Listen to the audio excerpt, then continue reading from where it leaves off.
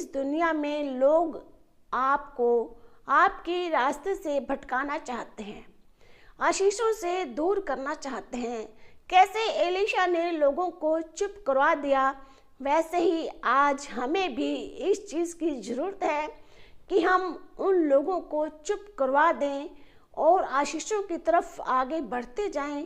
तभी हम परमेश्वर की सामर्थ्य को महसूस कर सकेंगे। परमेश्वर भी कंडीशन से ही काम करता है। परमेश्वर भी चाहता है कि इन्होंने मेरी इस कंडीशन का पालन किया या नहीं किया, मेरी आज्ञा का पालन किया या नहीं किया। यदि आप परमेश्वर से आशीष चाहते हैं तो परमेश्वर की आज्ञाओं को मानना पड़ेगा। परमेश्वर आप सबको बहुत आशीष दे। स्वागत है आपका अपने YouTube channel Bible blessings power. Bible की गहराइयों को जानने के लिए और हर दिन नए नए वचनों को सुनने के लिए आप इस चैनल को सब्सक्राइब करें, लाइक करें और शेयर करें। वीडियो के अंत तक आप मेरे साथ बने रहें, क्योंकि वीडियो के बीच में मैं आप लोगों के लिए दुआएं करती हूँ और परमेश्वर आप लोगों को बहुत आशीष देना चाहता है। परमेश्वर उन सब लोगों को छूना चाहता है जो आज रोगों में हैं, परेशानियों में हैं, हर एक समस्याओं से घिरा हुआ खुद को पाते हैं। आप लोग वीडियो को लाइक कर रहे हैं, सब्सक्राइब कर रहे हैं, आपका धन्यवाद और परमेश्वर आप सबको बहुत आशीष दे। आज मैं आपको एक खुशखबरी सुनाना चाहती हूँ। जब आप इस वीडियो को देखते हो, इस चैनल को ओपन करते हो जिसका नाम है बाइबल ब्लेसिंग्स पावर, तो आपके सामने नीचे एक ज्वाइन का बटन दिखाई देगा। यदि आप उस बटन के द्वारा इस ग्रुप में ज्वाइन करना चाहते हैं तो आपके लिए स्पेशल प्रेयर्स की जाएगी। और आप इसी वीडियो में एक और ऑप्शन देख सकते हैं, थैंक्स का, सुपर थैंक्स। यदि आप भेजते हैं तो परमेश्वर की आशीषों को पाएंगे। आज का हमारा विषय है कि परमेश्वर अपने सेवकों का चुनाव कैसे करते हैं, कैसे कैसे लोगों को परमेश्वर चुनते हैं, कैसे कैसे लोगों को परमेश्वर पसंद करते हैं। आज हम इसी विषय में पढ़ेंगे कि हम अपने अंदर वो कौन से बदलाव लेकर आए कि हमें भी परमेश्वर अपने सेवा के लिए चुन ले।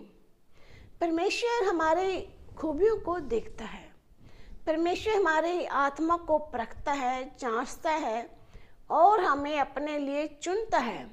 चुनने का मतलब ये है कि परमेश्वर अपना पवित्र काम उन लोगों से ही करवाते हैं जो परमेश्वर को अच्छे लगते हैं, जो परमेश्वर की नज़रों में सही ठहरते हैं। परमेश्वर उनकी दुआओं के द्वारा ही बड़े बड़े काम करते हैं। आइए हम बाइबल से पढ़ते हैं एलिया और एलीशा के विषय में। कैसे परमेश्वर ने एलिया को जीते जी स्वर्ग में उठा लिया और उसकी जगह पर एलीशा का चुनाव हो गया। आज हम बाइबल से पढ़ते हैं कि कैसे परमेश्वर अपने सेवकों का चुनाव करते हैं और उन्हें आशीषों से भरते हैं। जब परमेश्वर एलिया को स्वर्ग पर उठाने वाला था, उससे पहले ही परमेश्वर ने एलिया को कहा कि तू इन लोगों को चुन ले, क्योंकि परमेश्वर जानता था कि एलिया को मैं स्वर्ग में उठाने पर हूँ और उसके बाद मेरा काम जो है वो इन लोगों के द्वारा पूरा होगा। परमेश्वर ने पहले ही एलिया को बोल दिया कि तुमने इन लोगों को चुनना है। और बाइबल में आप पढ़ सकते हैं कि परमेश्वर उन लोगों का नाम भी लेते हैं। हम निकालते हैं पहला राजा 19 अध्याय और उसका 15 वचन। आइए पढ़ते हैं। तो क्या लिखा हुआ है, लौट कर दमिश्क के जंगल को जा। यानी कि परमेश्वर एलिया को बोल रहा है कि तू दमिश्क के जंगलों में जा और वहां पहुंचकर आराम का राजा मतलब कि आराम एक देश का नाम है, वहाँ का राजा होने के लिए हजाएल एक नाम है, उसको तू चुन ले। 16 वचन में क्या लिखा है? और इज़राइल का राजा होने को निमशी के पुत्र येहू का। इन वचनों को थोड़ा ध्यान से पढ़ें तो पाएंगे कि परमेश्वर नाम ले लेकर ऐसे लोगों का चुनाव कर रहे हैं जिनसे परमेश्वर अपनी सेवा करवाना चाहता है, परमेश्वर अपना प्रचार करवाना चाहता है। इज़राइल का राजा होने को निमशी के पुत्र येहू का, और अपने स्थान पर नबी होने के लिए ओबेल मोहला के शापात के पुत्र एलीशा का अभिषेक करना। यानी कि इन वचनों में 3 लोगों को चुनने के लिए परमेश्वर ने एलिया को कहा है। इन वचनों में परमेश्वर ने 3 नामों को चुनने के लिए एलिया को कहा है। पहला नाम है आराम का राजा, जिसका नाम है हजाएल, और दूसरा नाम है इज़राइल का राजा निमशी के पुत्र येहू का। तीसरा नाम है एक भविष्यद्वक्ता चुनने के लिए, जो एलिया के बाद का नाम आता है, वो नाम है एलीशा। यानी कि परमेश्वर ने जीवते जी ही एलिया को 3 लोगों को चुनने के लिए कहा कि मैं तुझे स्वर्ग पर उठाने वाला हूँ, तेरी जगह पर जो भविष्यद्वक्ता होगा वो एलीशा होगा। एलिया नबी ने एलीशा का चुनाव कैसे किया, हम निकालते हैं। पहला राजा 19 अध्याय उसका 19 वचन। तब वह वहां से चल दिया। कौन चल दिया? एलिया। वो शापात का पुत्र एलीशा उसे मिला, जो 12 जोड़ी बैल अपने आगे किए हुए स्वयं 12वीं के साथ होकर हल जोत रहा था। उसके पास जाकर एलिया ने अपनी चद्दर उस पर डाल दी। इस वचन में लिखा है, जब परमेश्वर ने एलिया को कहा कि तुमने इन लोगों को चुनना है, जब एलिया 3 लोगों को चुनने के लिए गया तो एलिया ने सबसे पहले एलीशा को चुना। एलीशा 12 जोड़ी बैलों के साथ जा रहा था। रास्ते में जब एलिया ने एलीशा को देखा तो क्या काम किया? अपनी चद्दर को उतार कर एलीशा के ऊपर डाल दिया।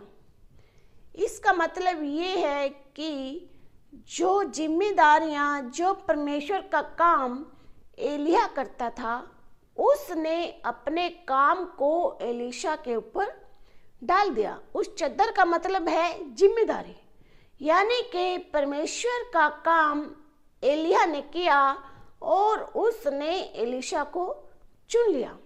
जब एलिया ने एलीशा को चुन लिया तो एलीशा भी सच्चे मन से एलिया के पीछे हो लिया, लेकिन उनके जीवन में बहुत परेशानियां आई। हम बाइबल से निकालते हैं 2 राजा 2 अध्याय और उसका पहला वचन। आइए पढ़ते हैं। जब यहोवा एलिया को बवंडर के द्वारा स्वर्ग में उठा लेने को था, तब एलिया और एलीशा दोनों संग संग गिलगाल से चले।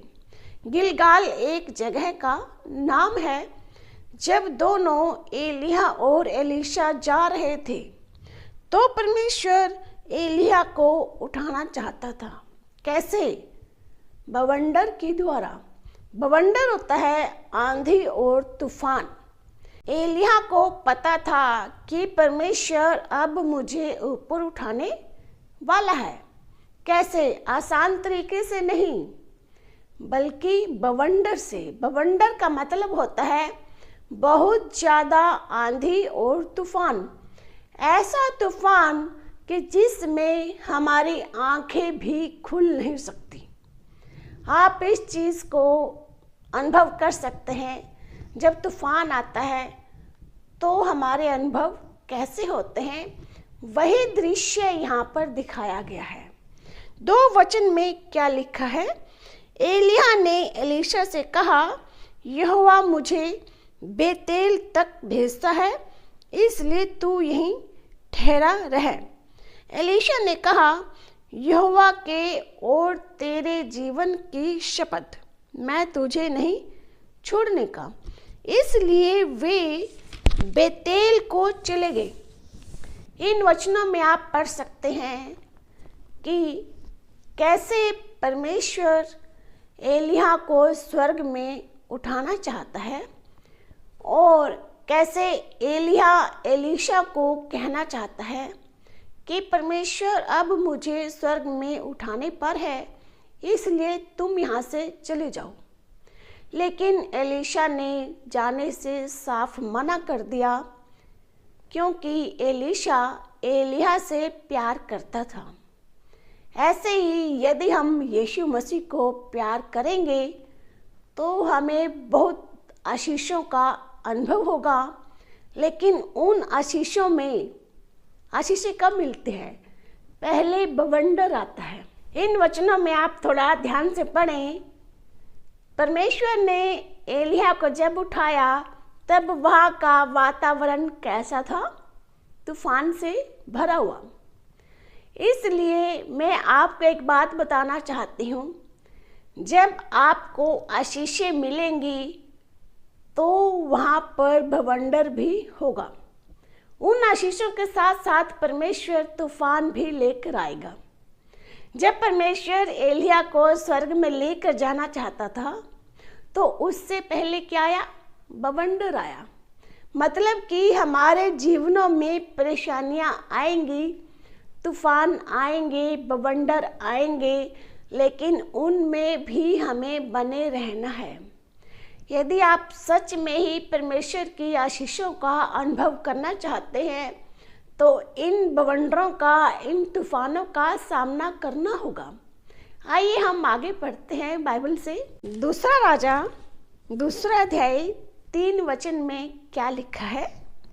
और बेतेल वासी भविष्यद्वक्ताओं के चेले एलीशा के पास आकर कहने लगे, क्या तुझे मालूम है कि आज यहोवा तेरे स्वामी को तेरे ऊपर से उठा लेने पर है? उसने कहा, हाँ, मुझे भी यह मालूम है, तुम चुप रहो। इन वचनों को यदि आप थोड़ा ध्यान से पढ़ें तो पाएंगे कि बेतेल वासी, वहाँ के जो लोग थे, उन्होंने एलीशा को कहा कि आज तेरे पास से एलिय्याह को परमेश्वर स्वर्ग में लेकर जाने वाला है। तो एलीशा ने क्या कहा कि मुझे मालूम है, तुम चुप रहो। कि 5 वचन में क्या लिखा है? और यरीहो वासी भविष्यद्वक्ताओं के चेले एलीशा के पास आकर कहने लगे, क्या तुझे मालूम है कि आज यहोवा तेरे स्वामी को तेरे ऊपर से उठा लेने पर है? उसने उत्तर दिया, हाँ, मुझे भी मालूम है, तुम चुप रहो। आप भी ऐसे लोगों को चुप रहने के लिए बोल सकते हैं जो आपको मसीह में आगे बढ़ने से रोकते हैं। ये वचन आज भी लागू होता है, क्योंकि इस दुनिया में लोग आपको आपके रास्ते से भटकाना चाहते हैं, आशीषों से दूर करना चाहते हैं। कैसे एलीशा ने लोगों को चुप करवा दिया, वैसे ही आज हमें भी इस चीज़ की ज़रूरत है कि हम उन लोगों को चुप करवा दें और आशीषों की तरफ आगे बढ़ते जाएं, तभी हम परमेश्वर की सामर्थ्य को महसूस कर सकेंगे। आइए हम आगे पढ़ते हैं। 6 वचन में क्या लिखा है? फिर एलिय्याह ने उससे कहा, यहोवा मुझे यरदन तक भेजता है, इसलिए तू यहीं ठहरा रह। उसने कहा, मतलब कि एलीशा ने कहा, यहोवा के और तेरे जीवन की शपथ, मैं तुझे नहीं छोड़ने का। एलीशा ने एलिय्याह को अंतिम समय तक नहीं छोड़ा, जब तक परमेश्वर ने एलिया को स्वर्ग में नहीं उठा लिया, तब तक एलीशा ने एलिया को नहीं छोड़ा। इन वचनों से ये साबित होता है कि एलीशा का विश्वास कितना मजबूत था। जब एलिया के कहने पर भी एलीशा एलिया से दूर नहीं हुआ, तो एलिया ने क्या किया? आइए हम आगे पढ़ते हैं। 8 वचन में क्या लिखा है? तब एलिया ने अपनी चद्दर पकड़कर ऐंठ ली और जल पर मारा। तब वह इधर उधर 2 भाग हो गया और वे दोनों स्थल ही स्थल उतर गए। यानी कि जहाँ पर एलिया और एलीशा बात कर रहे थे, वहाँ पर एक समुद्र था। उस जगह पर पानी ही पानी था, लेकिन इस पानी को 2 भाग करने के लिए एलिया ने अपनी चद्दर को ऐंठा और पानी पर मारा और पानी 2 भाग हो गया। 9 वचन में क्या लिखा है? उनके पार पहुंचने पर एलिया ने एलीशा से कहा, इससे पहले कि मैं तेरे पास से उठा लिया जाऊं, जो कुछ तू चाहे कि मैं तेरे लिए करूं वह मांग। एलीशा ने कहा, तुझ में जो आत्मा है उसका दूना भाग मुझे मिल जाए। यानी कि एलीशा ने एलिया से दुगनी सामर्थ मांग ली। 10 वचन में क्या लिखा है? एलिया ने कहा, तूने कठिन बात मांगी है। यानी कि तुमने जो मांगा है वो काम बहुत मुश्किल है, तो भी यदि तू मुझे उठा लिए जाने के बाद देखने पाए तो तेरे लिए ऐसा ही होगा, नहीं तो न होगा। जब एलीशा परीक्षा में सफल रहा तो एलिया ने एलीशा को कहा कि तू आज मुझसे अपना वरदान मांग। तू मुझसे क्या चाहता है, मुझसे वो चीज़ तू मांग। यानी कि जब परमेश्वर आशीष देता है, जब हमें ये शब्द बोलता है कि तू मुझसे मांग, उससे पहले ऐसे लोगों को बहुत बड़ी परीक्षाओं से निकलना होता है। तभी परमेश्वर उनको बोलता है कि तू मुझसे मांग कि मैं तेरे लिए क्या करूं। इन वचनों में एलिया ने एलीशा के लिए एक कंडीशन रख दी। क्या कंडीशन थी? कि यदि तू मेरी सामर्थ का, मेरी आत्मा का दुगना भाग चाहता है तो मेरी भी एक कंडीशन है। जब तक मैं स्वर्ग में उठा लिया न जाऊं, यदि तू मुझे आखिर समय तक देखता रहेगा, मुझे ताकता रहेगा, तो तेरे लिए ये हो जाएगा। यानी कि मेरी आत्मा का दुगना भाग तुझे मिल जाएगा यदि तू मुझे स्वर्ग में जाते वक्त आखिरी समय तक मुझे देखता रहेगा। क्या कंडीशन थी? कि यदि तुम आखिरी समय तक मुझे देखते रहोगे तो तुम्हें दुगना भाग मिल जाएगा। यदि ऐसा नहीं होगा तो तुम्हें दुगनी सामर्थ्य नहीं मिलेगी। परमेश्वर भी कंडीशन से ही काम करता है। परमेश्वर भी चाहता है कि इन्होंने मेरी इस कंडीशन का पालन किया या नहीं किया, मेरी आज्ञा का पालन किया या नहीं किया। यदि आप परमेश्वर से आशीष चाहते हैं तो परमेश्वर की आज्ञाओं को मानना पड़ेगा। 11वें वचन में क्या लिखा है? वे चलते चलते बातें कर रहे थे कि अचानक एक अग्निमय रथ और अग्निमय घोड़ों ने उनको अलग अलग किया और एलिया बवंडर में होकर स्वर्ग पर चढ़ गया और उसे एलीशा देखता और पुकारता रहा, हाय मेरे पिता, हाय मेरे पिता, हाय इज़राइल के रथ और सवारों।